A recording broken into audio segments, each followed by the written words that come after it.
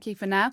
68 days until the Olympics in Rio, but this week a letter signed by 150 leading scientists and medical experts called for the Games to be postponed or moved because of the threat of the Zika virus in Brazil.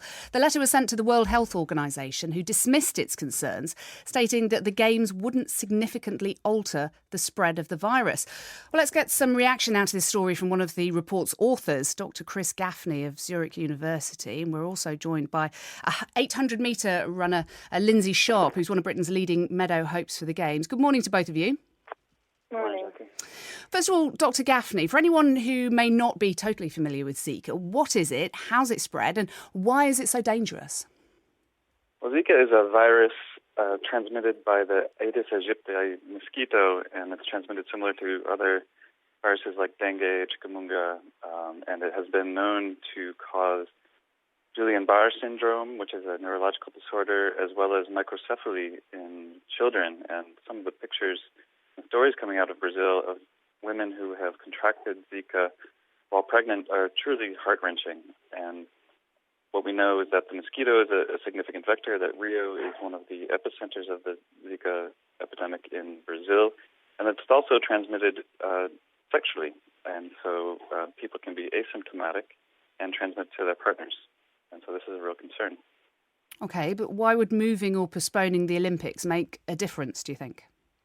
Well, because we don't know enough about what Zika is doing, and it's a very fast-moving, fast-changing virus, and the Brazilian strain of it is particular, and so there's not been enough time to really investigate it. And by bringing 500 to 700,000 foreigners into Rio for 3 weeks, into one of the places where it is most prevalent, this could vectorize the virus in ways, in non-specific but generalized ways. And so we are simply calling for more time to understand the effects of the virus and to have a more robust public health plan in place. And this is particularly concerning in Rio because the state of Rio de Janeiro declared a public health state of emergency in December, and the city of Rio de Janeiro has reduced its mosquito eradication program by more than 20% over the last 4 months. And so there's a real financial crunch in Rio, and the conditions under which people in Rio will have to live are the primary concern, because we'll be taking scarce public resources, directing them to the Olympics, and then leaving the city in a state worse off than it was before. But the World Health Organization have rejected your findings. Also, Britain's leading Zika expert, Professor Jeremy Farrar, said yesterday that the numbers travelling to and from Brazil for the Games are likely to account for about 0.25% of world travel. And he added that that does not pose a sufficient risk of spreading the disease, in my view. So does that mean he's wrong? Well, it's an opinion game at this point, because what they're saying is that they don't know how much transmission will happen or could happen because of Zika. What we do know is that people will be traveling in great numbers from abroad to Brazil and then going to places where Aedes aegypti mosquitoes are very active. And so the transmission vectors could be, it's guaranteed that the transmission vectors will be exacerbated by hosting the Olympics. The only way to guarantee that they wouldn't be would be to postpone this until there is a more robust information network and a more robust plan in place. And even the WHO has said that they don't have a plan for dealing with Zika, and they don't anticipate having one until well after the Olympics. Well, let's get an athlete's perspective on all this. Lindsay Sharp, from what you've heard and what you know about Zika, from reading up on it and from the experts presumably around you, what are your thoughts and concerns ahead of the Games? Yeah, I understand that it's a very serious issue. But as an athlete, this is something that I've been preparing for over 10 years. So, yeah, perhaps it might be a small-minded way of looking at it, but I only think about my preparations for the event. And if I dwell on things such as Zika and things that I can't control, then it's not going to help in my preparations for the Games. And as far as I'm concerned, we have to prepare for it as if the Games are going ahead. If I was an athlete in the last 3 years of my career, then perhaps I would have a different view on this. But I'm not someone who's planning on starting a family within the next few years. So Personally, it doesn't concern me as much. Yes, because the threat is perhaps to female athletes who are maybe looking to get pregnant, looking to conceive, greatly increased risk of brain damage to their babies. Jess Ennis-Hill's coach has said that Jess wants to have more children. She is concerned, so she may skip the training camp out there. Is that a widely held concern, do you think, amongst your peers? To be honest, I've not heard that much conversation about the issue. I think people are probably trying to do the same as me, and that's focus on their preparations.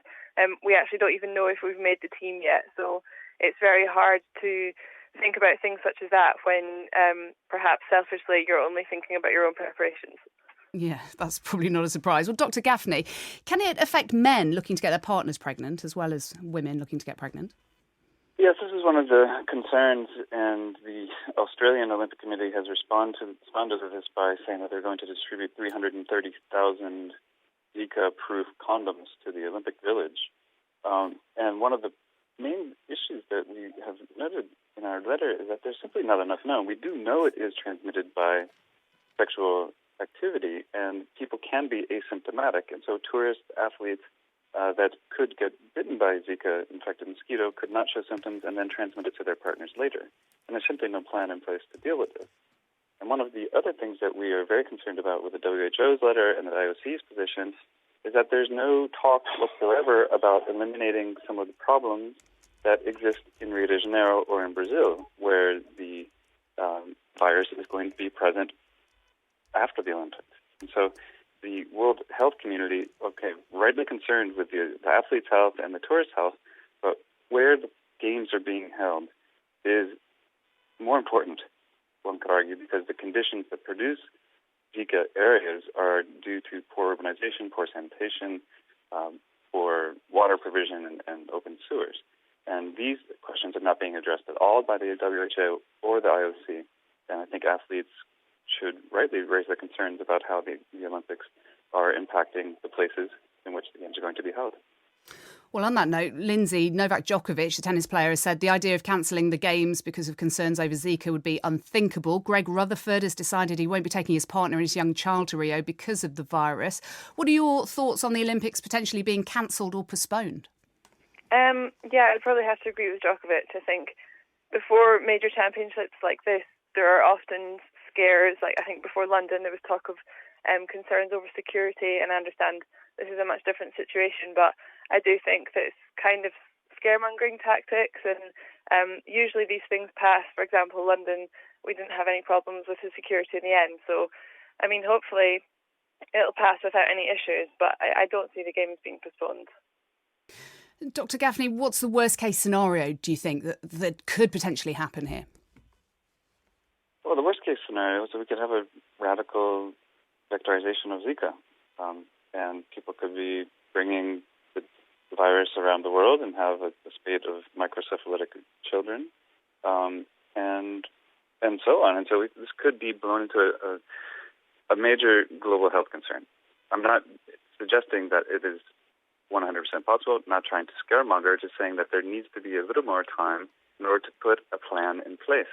And because the Zika virus is moving very quickly and there has not been enough research done, the guarantee is that it will not improve it, certainly in the local context, because we've seen the Olympics radically exacerbate inequalities in Rio de Janeiro. And the best case scenario is that nothing will happen. Things will go on as before, which is still a problematic situation. And so postponing the Olympics, canceling the Olympics, moving the Olympics are all options that should be on the table. And it wouldn't be the first time that a large event of this kind has been moved. If we remember the 2003 Women's World Cup that was moved from China to the United States because of fears about SARS, which was a much less viral epidemic at the time. So there is precedent for it. There is concern on part of the international medical community, and the responses of the WHO have not been adequate. That precedent was, of course, on a much smaller scale, the Women's World Cup at that time compared to the Olympics this year. Ollie Holt in the studio with me. What's your take on it?